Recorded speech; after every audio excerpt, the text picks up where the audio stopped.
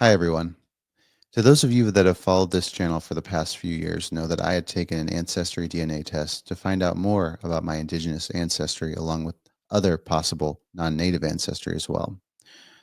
To my surprise, I had found out that I was at 69% Indigenous ancestry along with 23% Spanish ancestry and then the rest being other European and African ancestry DNA percentages.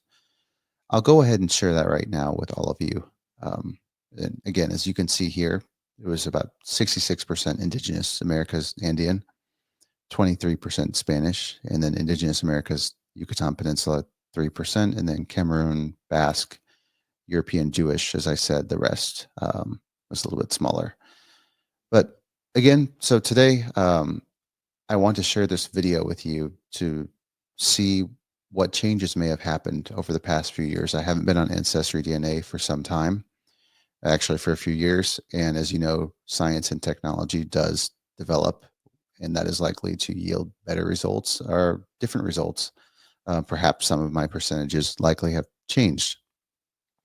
So again, I'm going to go ahead and share my screen with you guys, and we can go ahead and see what changes have happened. Okay, so it looks like there's definitely been some changes. 66% Indigenous Bolivia and Peru, as expected, 21% Spanish. The Basque percentage has increased. Now it's at 6%, 3% Sephardic Jewish. The Yucatan Peninsula Indigenous DNA is gone, and the rest being Africa, Benin and Togo, Western Bantu, and Ashkenazi Jewish, and then Sardinia. Very interesting. So, yeah, this was a little bit of a surprise. I will say that the past time when I had found out about my ancestry, my indigenous ancestry, I had thought maybe it would be more, but still, it's quite a high amount, and I'm pleased with the results. Again, you know, for those of you that maybe aren't too familiar with Peru, indigenous ancestry is often higher than a lot of other countries, but there is still like a sometimes sizable amount of Spanish DNA going back to colonization times, and then obviously immigration and other things as well.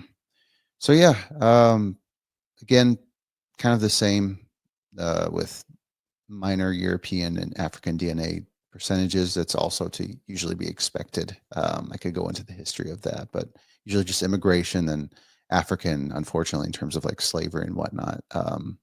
That's why sometimes often people in the Americas find African ancestry that are mostly like indigenous, such as myself. So yeah, again, this was a little bit of a surprise, but as I had mentioned, with the advancements of science and technology, I was likely to see changes, and yeah, the indigenous ancestry did go down.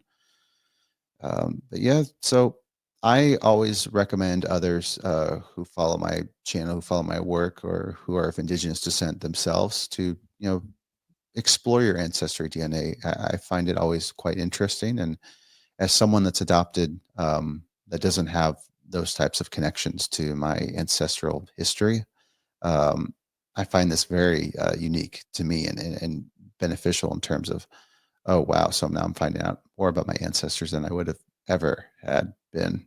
Um, because a lot of adoptees don't have too much information of their biological parents, grandparents, things of that nature. So yes, again, I hope you all enjoyed this video.